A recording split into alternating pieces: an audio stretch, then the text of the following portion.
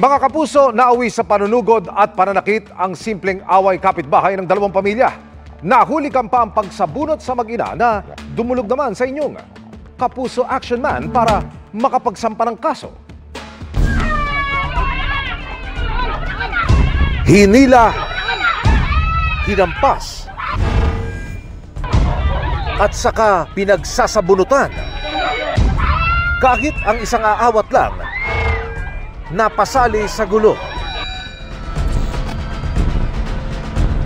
Yan ang inabot ng mag-inang Eva at Sheila. Nitong July 15, sinugod sila sa sarili nilang pamamahay ng kapitbahay nilang Pamilya Kapusi.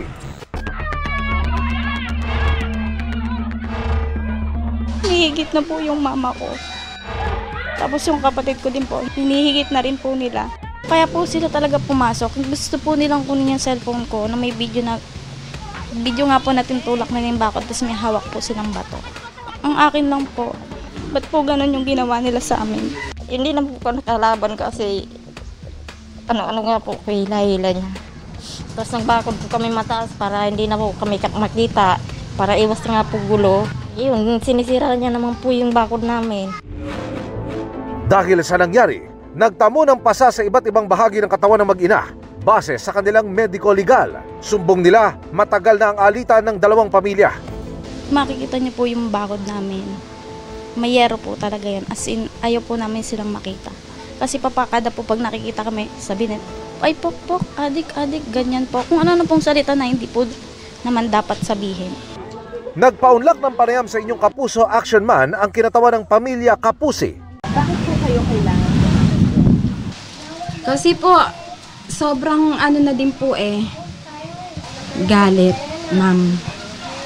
Araw-araw po, pag naglalaba ako, paparidig sila dyan. Yung sinasabi nila, kayo raw po yung nagsasabi na kung ano-ano masasakit na salita. Yun nga po, nagkakapalitan na ng masasakit na salita dahil po lagi nilang iniinsultuan ako. May mensahe ang Pamilya Kapusi sa mag-ina. Ako na lang humihingi ng paumanhin sa nagawa namin sa inyo. Paulit-ulit kami hihingi ng pasensya dahil kami ang lumabi sa inyong looban. Tinatanggap ko din po. Pero po, gusto ko talaga po ito. Dumulog ang inyong Kapuso Action Man sa isang abogado. Merong possible for charges na pwedeng i-press laban doon sa other party. Number one, is pwedeng silang ireklamo for trespassing dahil pumasok sila sa premises or property noong other party without their consent. Pangalawa, pwede rin silang makasuhan for malicious mischief. So may tendency na nakakasira sila. Pwede silang ireklamo for physical injury. So it depends doon sa nature ng injury. And then pwede rin silang kasuhan ng alarm and scandal kasi yung kanilang ginagawa ay nakakapagdulot ng kaguluhan doon sa kanilang community. Sa ngayon ay nabigyan na ng Certificate to File Action ng barangay ang mag-ina at nakatakda na silang magsampa ng kaso. Pwede na nila itong directly i-file sa prosecutor's office na nakakasakop sa kanilang lugar. Tututukan namin ang sumbong na ito. Para sa inyong mga sumbong, pwedeng mag-message sa Kapuso Action Man Facebook page o magtungo sa GMA Action Center sa GMA Network Drive, corner of Samar Avenue, Diliman, Quezon City. Dahil sa namang reklamo, pang-aabuso o katiwalian, tiyak may katapat na aksyon sa inyong Kapuso Action Man.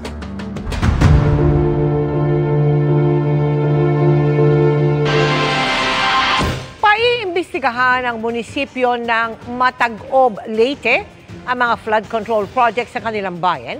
Kabilang ang isang ginagawa pa lang, pero nasira agad ng umulan nitong Martes.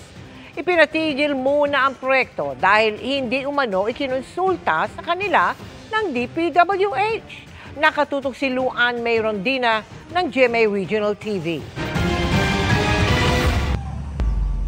Pebrero lang nang sinimulan at sa Setyembre pa ang orihinal na target para matapos. Pero nawasak na ng malakas at walang tigil na ulan nitong Martes ang bahagi ng flood control project na ito sa Barangay Riverside sa Matag-Ob, Leyte. Kahapon ay agad namang sinimulan ang pag-aayos sa pinsala ng JV Enterprises na naawardan ng mahigit 48 million pesos na proyekto. Giit ng kumpanya, extended ang deadline para rito. Ang gusto ng munisipyo, itigil muna ang buong proyekto. Kung mahimo mag-request siguro ta nga undangan ng maong project anay kay right from the start no wala man gyud tay coordination, wala sila coordination even DPWH, walay gihimong consultation, wala mi ma-include sa planning niya na and also coordination before implementation of the project. Maliban sa proyektong nasira, may isa pang flood control project sa Barangay Riverside na kapresyo nito. Meron ding isa pang proyekto sa Barangay Santo Rosario naman na nagkakahalaga ng mahigit sa 96 million pesos. Ayon sa alkalde, magpapasa ng resolusyon ang Konseho ng Bayan para imbestigahan kung nasunod ng mga flood control project sa bayan ang program of works ng proyekto. Naanata karoy katungod kay tagaan tagkatungod sa atong presidente para pagpanginano aning mga proyekto nga gihimo sa atong lungsod aning DPWH o mga contractors. Sayang kayo ang kwarta nga gipangita sa atong congressman. Para sa GMA Regional TV at GMA Integrated News, Luan Merondina, nakatutok 24 oras. Pinapagulong na ng DPWH ang lifestyle check sa ahensya alinsunod sa utos ng Pangulo. Bukod pa sa binuo nitong Anti-Corruption Task Force, habang ang BIR kasamang sinisilip pati mga contractor na posibleng kasabwat sa anomalya. Nakatutok si Joseph Morong. Handa raw si Department of Public Works and Highway Secretary Manuel Bonoan na buksan ang kanyang Statement of Assets, Liabilities and Net Worth o SALIN. Ng lifestyle check. Ito ay sa harap ng iniutos na lifestyle check ng Pangulo sa mga ahensyang tulad ng DPWH na may kinalaman sa mga flood control projects. Kahit naman daw ang mga ibang opisyal ng DPWH may inihahaing SALIN na public record at maaaring busisiin. We welcome that. Anybody open to open your SALIN? Yeah. Well, if there's going to be a formal lifestyle check that will be carried on, I think public document naman to eh. Mga luxury vehicles, mga ganyan. Well, we just have to say, we had just 3 years in this administration, and I also came from the private sector. Yeah. But I'm open. Anything. Ang SALIN ay deklarasyon ng mga ari-arian, pagkakautang at net worth na taong-taong isinusumite ng mga nasa gobyerno. Ayon sa palasyo, maaari magsagawa ng lifestyle check ang DPWH, BIR at ang Ombudsman. Pero noong 2020, naglabas si kariretiro lamang na Ombudsman Samuel Martires ng memorandum na nagsasabing hindi po pwede maglabas ng SALIN kung walang pahintulot ng may-ari nito. At maaari lamang magsagawa ang Ombudsman ng lifestyle check kung may verified complaint at ebidensya laban sa taga-gobyerno na dapat isumite ng isang complainant para pag-aralan ng Ombudsman. Ipinatigil din ni Martires sa mga lifestyle check noon dahil nagagamit umano ito para siraan ang mga opisyal ng pamahalaan. Naghihintay pa ng kapalit ni Martires at itinalaga muna ng Malacanang si Dante Vargas bilang acting ombudsman. Hinihingan pa namin ng kanyang opisina ng tugon kung anong gagawing aksyon ng ombudsman sa utos ng Pangulo pero wala raw muna itong pahayag. Ang BIR naman nagsasagawa na ng lifestyle check hindi lamang sa mga opisyal ng gobyerno kundi ang mga maaaring kasabwat nitong mga kontraktor. Nakikita natin na marami silang ari-arian na finoflaunt at nakikita natin na malaki ang kanilang mga properties yung titingnan natin. So ibabangga natin yan sa revenues. Ang DPWH gumagalaw na rin. Ayon kay Secretary Bonoan, nagbuo siya ng isang anti-corruption task force para doon magsumbong ang publiko sa mga maanumalyang proyekto ng DPWH. To be able for them to receive complaints about our people and do checking on them, yung mga kung may mga corruption practices. Tingin ni Bonoan may kumpiyansa pa sa kanya si Pangulong Marcos dahil pinapabilisan pa nito sa kanya ang mga investigasyon sa mga umano'y maanumalyang flood control projects. Tinututukan daw nila para sa posibleng paghahain ng reklamo ang mga proyekto sa Bulacan, Occidental at Oriental Mindoro at Iloilo. I serve at the pleasure of the President naman, and I think up to this time naman, the President has just been continuously instructing me to continue and expedite the investigations that we are doing and to file cases. Dagdag pa ni Bonoan, hindi niya pinapayagan ng korupsyon at dapat daw panagutin ang mga korap sa ahensya. Let those who have betrayed public trust be answerable for their own actions. Halimbawa kasi sasabihin, alam dapat i-secretary yung mga nangyayari sa ilalim. Your response? Well, I would rely actually on my other people. May nasa 10,000 proyekto daw na ipinatutupad ng DPWH sa buong bansa na may otoridad ang mga undersecretary, assistant secretary at mga regional director. Meron din daw silang 200 district engineer sa 17 mga regional offices. Para sa GMA Integrated News, Joseph Morong, nakatutok 24 oras. Mabilis na chikahan tayo para updated sa showbiz happenings.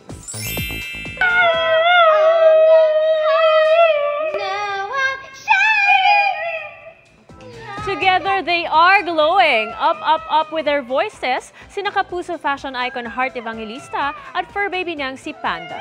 Ang pagbo-vocalize ng dalawa, golden moment para sa mga aliw na fans. Glowing din ang genuinely happy si Bea Alonzo as she explores Croatia.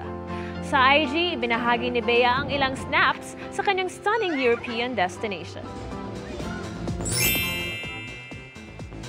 Chilling by the sea naman ang atake ng aking hadiya na si Sangre Terra sa Bali, Indonesia. Looking fit and matcha-hydrated si Bianca Umali sa kanyang bakasyon na tinawag ng best and most beautiful conversation with God. Inilabas naman ni Kapuso star Annalyn Baro ang kanyang pagiging adrenaline junkie as she conquered her fears and went paragliding in Switzerland. Breathtaking ang view kaya proud si Annalyn sa kanyang kakaibang adventure. Walang takas ang umano'y leader ng tinaguriang Gapos Gang na nahulikam na nambibiktima sa Bulacan. Ang suspect na pag-alamang isa palang pulis. Nakatutok si John Consulta. Exclusive.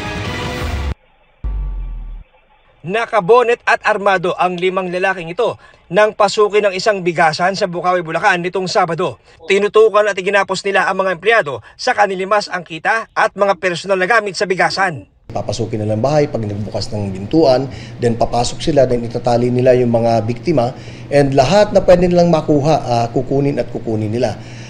Kahapon, muling sumalakay ang grupo gamit ang isang gray pickup at pinasok ang isang bodega ng soft drinks. Sa kuha ng CCTV sa isa sa mga pagsalakay ay bumaba ang takip sa mukha ng isa sa mga suspect. Nang matunton at maaresto ng Bulacan Police, napag-alamang pulis din ito. Ang 34 na taong gulang na Police Staff Sergeant Miguel Andrew Oñate ng Tanawan Police sa Batangas. Na-recover sa suspect ang isang caliber 45, mga bala, isang replicang baril, bolt cutter, 9 na cellphone, plaka ng pickup na ginamit sa panloob at mga barya na galing sa naloobang bodega ng soft drinks. Positibo siyang kinilala ng mga biktima, kabilang ang isang tinangayan nila ng baril. Kita doon sa CCTV yung itsura niya. And it was confirmed doon sa pinagrenta ng sasakyan yung identity niya. Pag day off siya, doon gumagawa ng pang-hold up kasama yung kanyang grupo. Based sa revelation niya kanina, meron na silang 3 insidente. Yung insidente sa Angat, Bulacan, yung insidente sa Bukawi, Bulacan, and yun nga kahapon, yung insidente sa Santa Maria. Ayon sa Bulacan Provincial Police Office, ang kanilang naarestong Pulis Tanawan ang siyang leader umano ng grupo. Siya ang rumerenta ng mga sasakyan sa Laguna na siyang ginagamit ng grupo sa pang-hold up sa Bulacan. At siya rin daw ang tagatago ng gamit ng grupo na ginagamit sa kanilang panloloob. Tumanggi magbigay ng pahayag ang suspect na naharap sa patong-patong na reklamo. Dito wala tayong sinasanto.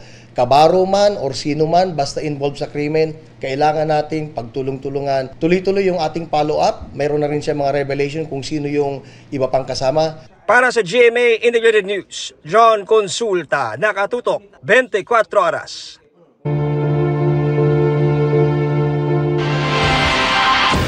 Gumuho ang isang bahagi ng flood control project sa Mandaue City. Kasunod ng ilang araw na pagulan, sa inspeksyon ng DPWH, lumabas na structurally unstable ang bahagi ng proyekto. Nakatutok si Fe Marie Dumabok ng GMA Regional TV.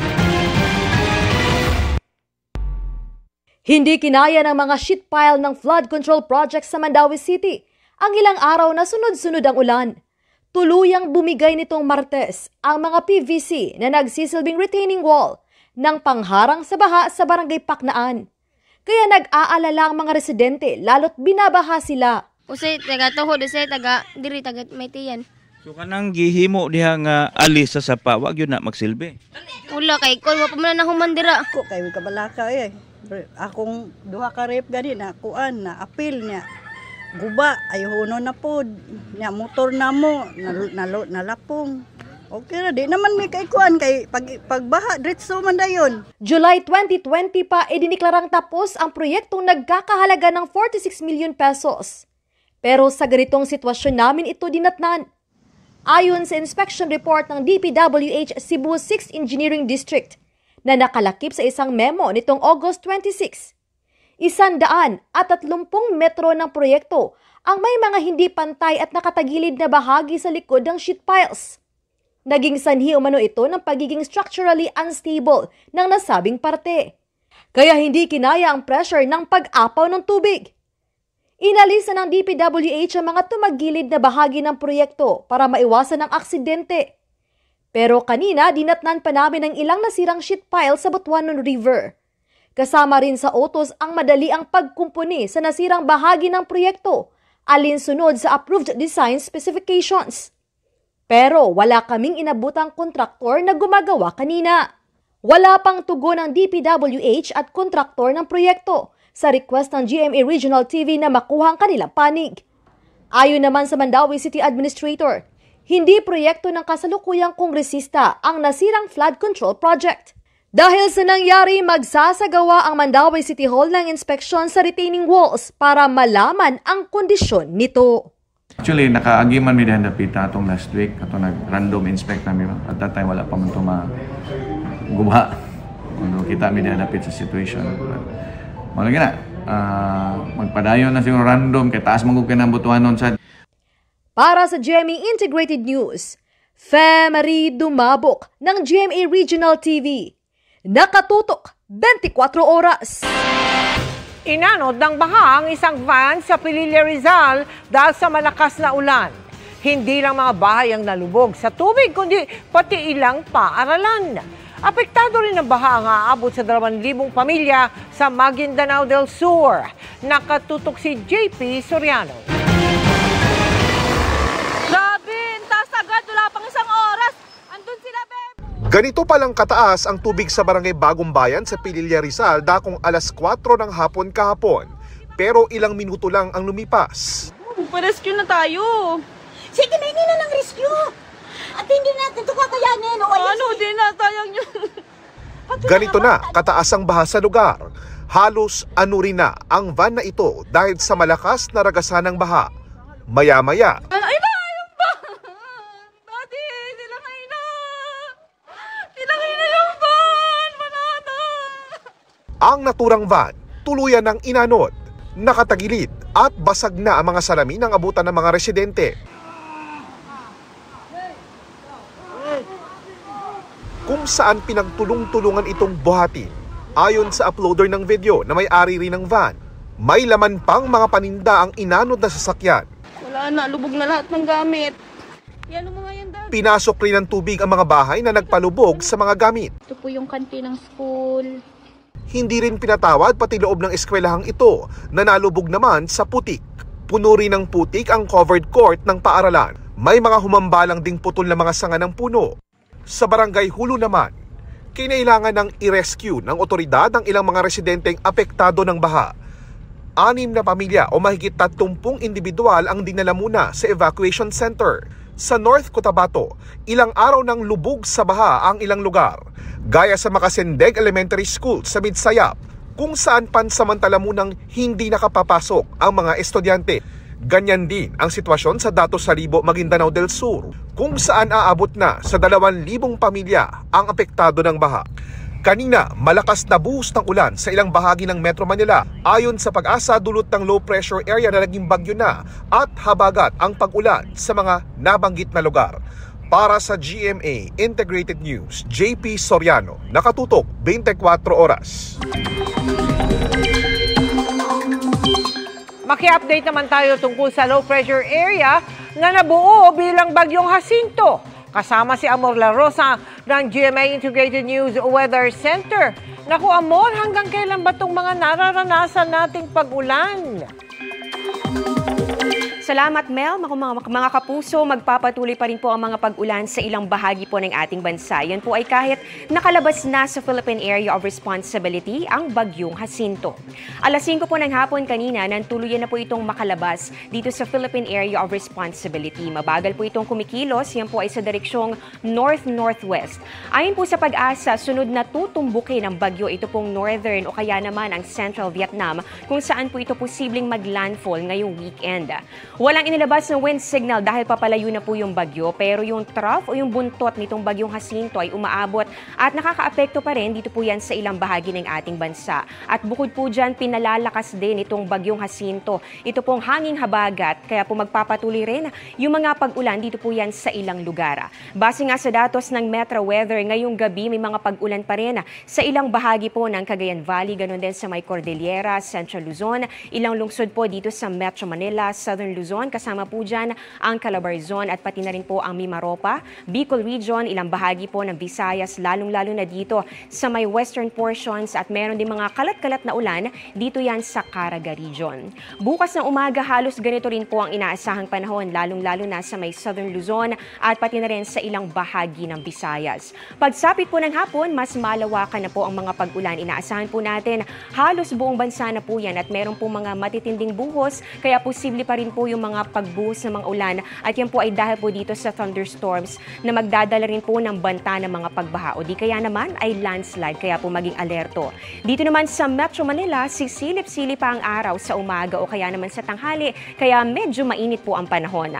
Mas mataas pa rin ang tsansa ng ulan, lalong-lalo na po yan sa hapon o kaya naman po sa gabi. Kaya kung may lakad po kayo, huwag pa rin kalimutang magdala ng payong. At eto, kung hanggang kailan magtatagal ang maulang panahon, ayon po sa Pag-asa, pwedeng hanggang weekend pa yan sa malaking bahagi nitong Mimaropa, pati na rin po dito sa may Visayas at ilang bahagi po ng Mindanao. Dahil pa rin po yan sa patuloy na pag-iral nitong hanging habagat o yung southwest monsoon. Dito naman sa natitirang bahagi po ng ating bansa, makakaranas naman ng generally fair weather condition, pero may chance pa rin ng localized thunderstorms sa hapon o gabi. At mga kapuso, patuloy rin po tumutok sa updates, lalo't meron po tayong minomonitor na cloud clusters o kumpol ng mga ulap dito po yan sa paligid po ng Pilipinas na posibleng mabuo rin bilang mga bagong low pressure areas sa mga susunod na araw. Yan muna ang latest sa ating panahon. Ako po si Amor La Rosa para sa GMA Integrated News Weather Center. Maasahan anuman ang panahon.